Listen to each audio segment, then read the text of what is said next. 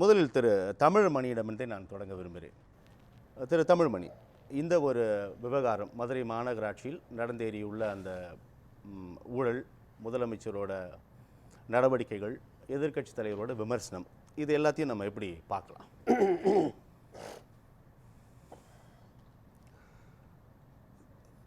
அதிமுக போராட்டம் பண்ணுறன்னு அனௌன்ஸ் பண்ண பிறகு தான் முதலமைச்சர் நடவடிக்கை எடுத்தாருங்கிறது எல்லாருக்கும் தெரியும். அதில் ஒன்றும் இது எனக்கு தெரிஞ்சு குறைஞ்சது ஒரு 3 மாதமாக இது நடந்துக்கிட்டு இருக்குது. அவங்க உள்ள அப்படியே கொஞ்சம் கொஞ்சமாக வெடிச்சுக்கிட்டு இருக்குது. இதில் இந்த அசிஸ்டன்ட் கமிஷனர் ரங்கராஜனும் ஏதோ ஒரு பேர், அவங்களெலாம் கைதே பண்ணியாச்சு. அது அரசியல் சப்போர்ட் இல்லாமல், ஆதரவு இல்லாமல் அதிகாரிகள் தான் திருடினாங்க அப்படின்னு இந்த அரசாங்கம் ஒரு பிக்சரை உண்டாக்க முயற்சி பண்ணிச்சு. அது ஃபெயில் ஆகிடுச்சு. ஏன்னா அங்கே உள்ள கட்சியிலேயே எல்லா கட்சியிலையும் இருக்கிறது தான் 2 கோஷ்டி 3 கோஷ்டி இருக்கும். ஒரு கோஷ்டிக்கு ஒரு கோஷ்டியை போட்டு கொடுத்துரும், சகஜம். அது மேயருடைய கணவரை நீக்கினாங்க கட்சியை விட்டு, இன்னும் சில பேரை நீக்கியிருக்கிறாங்க, விசாரணை பண்ணிருக்காங்க போலீஸு. ஏன் இது வரைக்கும் தைரியமாக பல அதிகாரிகளை, ஒரு மூத்த அதிகாரி அசிஸ்டன்ட் கமிஷனர் கூட கைது பண்ணாங்க இல்லையா? ஏன் அரசியல்வாதியை பண்ண மாட்டேங்கிறீங்க? தொடர்ந்து அவங்கள காப்பாற்ற முயற்சி பண்ண வேண்டிய, ஏதாவது கைமீறி போயிடுச்சுன்னா சாரி ப்ளீஸ் சொல்லி என்ன பிரயோஜனம்? இன்னைக்கு நேத்தல்ல முதல் நடவடிக்கை ராஜினாமா செய்ய சொல்லியிருக்காரு. அது ஒரு ஆரம்ப கட்ட நடவடிக்கை, நம்ம அதை ஏற்றுக்கொள்ளக்கூடாதா? ஸோ கைது வேண்டியது இல்லைங்கிற முடிவுக்கு நீங்கள் இல்லை அப்படி சொல்ல இல்லை வந்துட்டீங்கன்னா நான் மறுக்கல. முதல் கட்ட நடவடிக்கை தான் அந்த வார்த்தை. திருடனை முதல் கட்டம், 2வது கட்டம் மன்னிச்சுக்கோங்க, வார்த்தை கிடைச்சது நம்ம பேசுகிறோம்னா நல்லா இருக்காது. நான் அடின்னு நான் சொன்னேன், மொட்டை அடின்னு சொன்னானா? அவரை அரெஸ்ட் பண்ணுறியான்னு நான் கேட்டேன். அதில் என்ன முதல் கட்டம், 2வது கட்டம், 3வது கட்டம்? சூதாட்ட கட்டமா இது? இல்லைங்க. அவர் அதிகாரிகளை, அசிஸ்டன்ட் கமிஷனரை கைது நான் பாராட்டுறேன், தப்பாக பேசுகிறேன் நான். அதில் ஒரு சீனியர் ஆஃபீஸர் இன்னும் ஒரு 4 பேரை கைது பண்ணிருக்கிறாங்க. அது போன மாதமே ஆகிடுச்சு. அந்த கணவரை கட்சியை விட்டு அனுப்பிச்சு 4 ஆகிடுச்சு. மற்றவர்களை எவ்வளவு நாள் தேவை? எதையுமே மக்கள் மத்தியில் கம்ப்ளீட்டாக எக்ஸ்போஸ் ஆன பிறகு நடவடிக்கை எடுத்து எந்த கட்சியும், அதிமுக, திமுக, கம்யூனிஸ்ட் யாருமே தங்களை காப்பாற்றி கொள்ள முடியாது. அதை முதலமைச்சர் என்னைக்கு உணர்றாரோ அதுதான் நல்லது. 60 முனிசிபாலிட்டிக்கு நான் வக்கீல், 5 வருஷம். சென்னை கார்ப்பரேஷனுக்கு 4 வருஷம், 3 வருஷம் மதுரை கார்ப்பரேஷனுக்கு, திருநெல்வேலிக்கு 3 வருஷம். அன்றைக்கி மதுரை பெஞ்சு கிடையாது, கம்ப்ளீட் ஒரு ஹைகோர்ட்டு தான். அந்த எக்ஸ்பீரியன்ஸில் சொல்கிறேன், அரசாங்கத்தில் காசு திருடுறதை விட ஒரு லோக்கல் பாடி தான் எளிதாக ஏமாற்ற முடியும், திருட முடியும். இப்போ நீங்கள் நடந்து போகிறீங்க, நான் மக்களுக்கு புரியணுங்கிறது உங்களுக்கு தப்பாக எடுத்துக்க வேண்டாம், ப்ளீஸ் சொல்லுங்கள். இல்லை மக்களுக்கு இல்லை சார், என்னங்கிறது தெரியணும். நடந்து போகணும், ஒரு பெரிய பங்களாவை பார்ப்போம் நாம், நீங்களோ நானோ யாரோ, பெரிய பங்களா முடிவு போச்சு. டேக்ஸை போடுறதுங்கிறது என்னென்ன ஃபெசிலிட்டிஸ் இருக்குது? சாதா மார்பிளா, கிரானைட்டா, ஜப்பான்லேருந்து இம்போர்ட் பண்ணிருக்கிறானா, பெல்ஜியமா, எப்படி போட்டிருக்கிறான், உள்ளே எத்தனை ஏர் கண்டிஷனர் இருக்குது, எத்தனை லிஃப்ட்டு போட்டிருக்கிறான், தயவு செஞ்சு புரிஞ்சு. மக்களுக்கு தெரியாது சார் அது. அவனாக்க மக்களை தப்பாக சொல்லலைனா, பட் மக்களுக்கு புரியணும். வெளியிலேருந்து பார்த்தால் சார் 3 அடுக்கு மாளிகை, ஒரு 8 ரூம் இருக்கலாம், கரெக்ட். ஆனால் 8 ரூமுக்குள்ளே என்ன தரை, என்ன ஃபெசிலிட்டிஸ் அப்படிங்கிறத பார்த்து ஒவ்வொன்றுக்கும் ஒரு புது வீடு. நான் அதைத்தான் சொல்ல வர்றேன். பழைய வீடை பற்றி நான் இப்போ அது டேக்ஸ் என்ஹான்ஸ்மெண்ட்டு தான். பழைய வீட்டுக்கு என்ஹான்ஸ்மெண்ட்டு தான், அதிகப்படுத்துறது. புது வீட்டுக்கு ஃபிக்ஸ் பண்ணுறோம். இதெல்லாம் அதில் தான், அந்த கேட்டகரியில் தான்.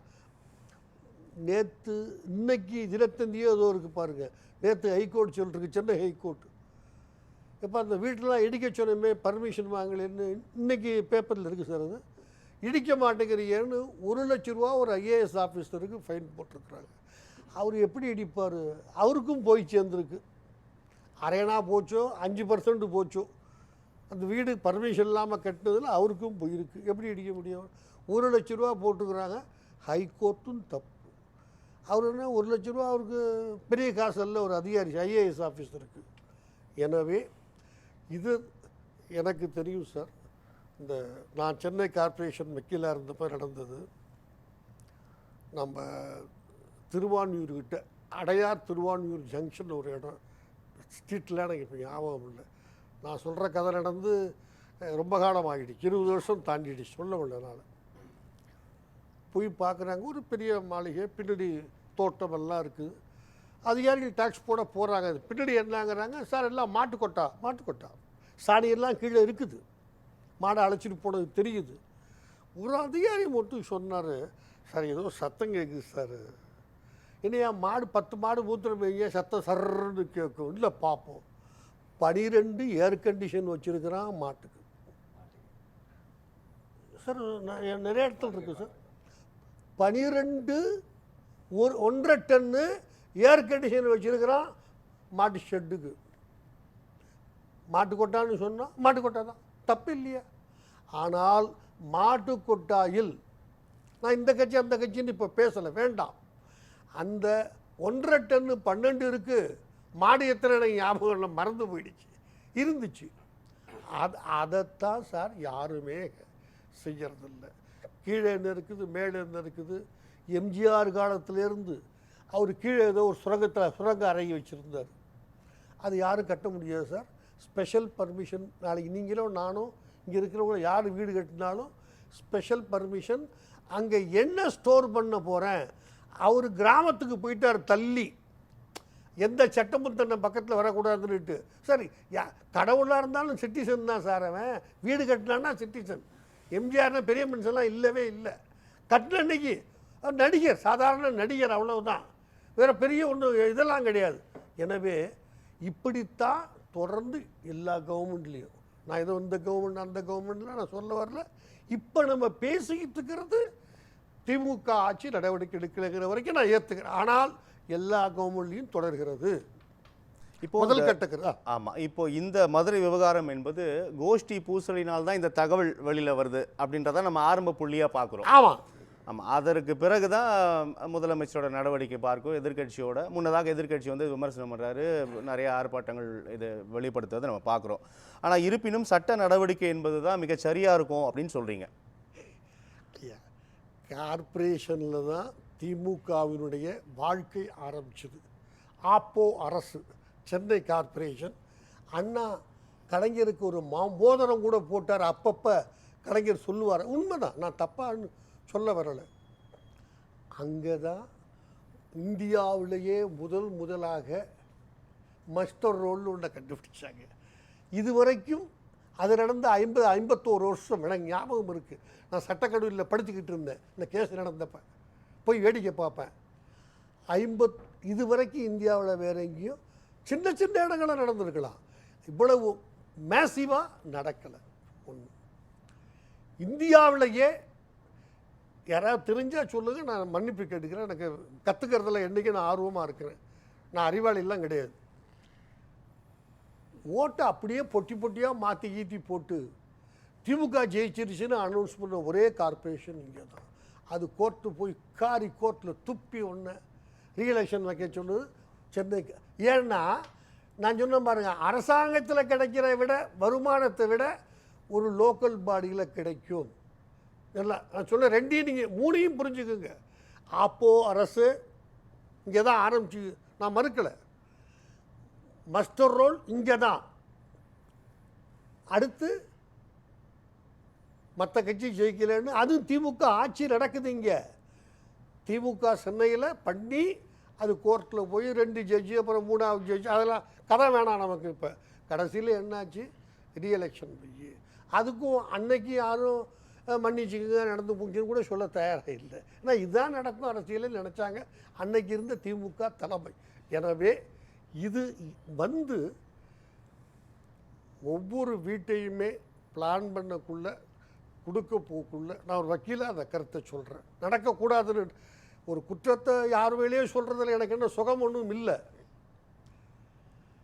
உள்ள என்ன இருக்குது டேக்ஸ் போடுற அன்னைக்குன்னுட்டு கம்ப்ளீட் ஒரு வீடியோ 3000 ரூபாய் வீடியோ எடுக்க 3 ஹவர்ஸ் அவ்வளவு தான்.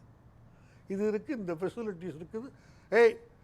6 மாதம் கழித்து வருவோம் ஒரு தடவை நாங்கள் அங்கே.